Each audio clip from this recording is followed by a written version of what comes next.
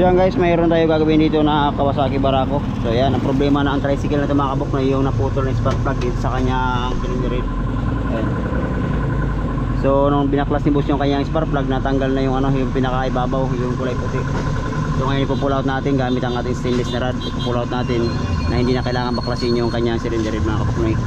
Ayan, so tinanggalan natin yung CDI sa battery gamit ang ating stainless na rod. Ayan, so gamitan natin ng stainless para mas makapit. So yun, gumawa tayo ng extension. Yung gagamitin natin na pang ano, pandugtong doon sa naputol. So welding ako muna mga kapuknoy.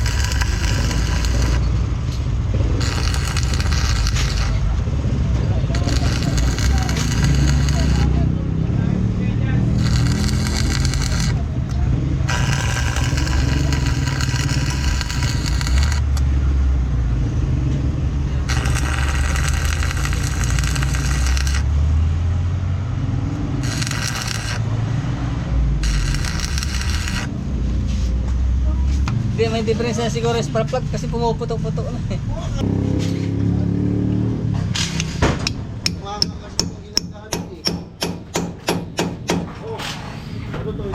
Yan guys, bali na weldingan natin. So try natin i-impact.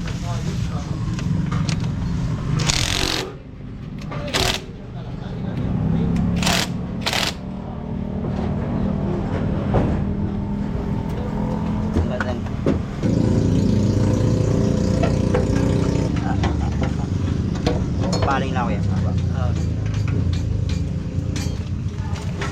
Umikot naman. Okay. Umikot niya, malaki na.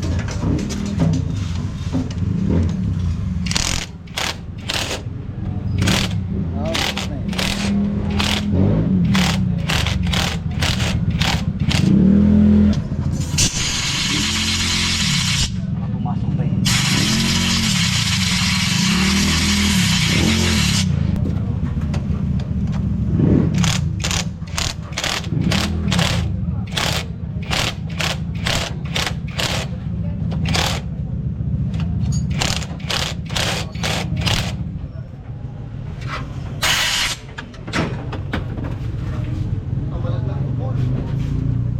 Yan guys, bali na tanggalan natin yung ano, yung spark plug na naputol ayun. Ayan, so ito na yung pamalit ni boss. So nakaiwas ano, baklas na rin ang kanyang ano, cylinder head para lang may pull out yung naputol. Ayan oh. So ito na yung bago. Yung kabitan natin mga kabuknoy. Ayan, so makabiyahe na ulit si boss sa ano, pangamasada. Ito lang yung problema ni boss, yung naputol. Pati para ipa-pull out lang na hindi na kailangan baklasin yung makina. Yan. Ayan, so nakabitan natin mga kabuknoy yung ano, spark plug. Sa sobrang tagal na hindi natanggal yung spark plug, yun naputol yung ano, pinaka-ulo ng ano, yung pinaka-ulo ng spark plug. Yun, ito yung ginawa natin na pag-pull out na hindi na kailangan baklasin yung cylinder head para may pull out lang yung naputol ng spark plug. Ayan guys, try na natin kung andar. CDI boss, nakakabit na. Kabit niya yung CDI. Ayan si boss, kawakas makabiyahe na rin. Okay. Ayan, so nakabit na rin CDI. Kabit na rin natin yung kanyang battery. So ayan guys, ito lang tinanggal natin yung battery niya at saka yung CDI. So tinanggal na rin ni boss yung CDI niya.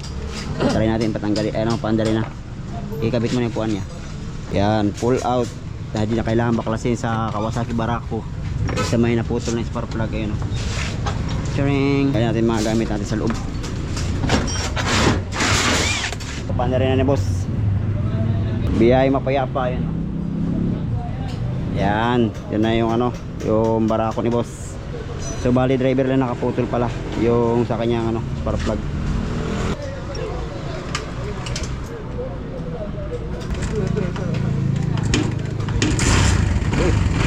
Yun.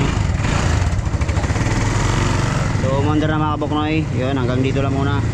Sana supportahan niyo pa yung aking channel mga kabuknoy sa mga ganitong ano, problema. Pag pull out na hindi na kailangan baklasin nyo ang kanyang cylinder head.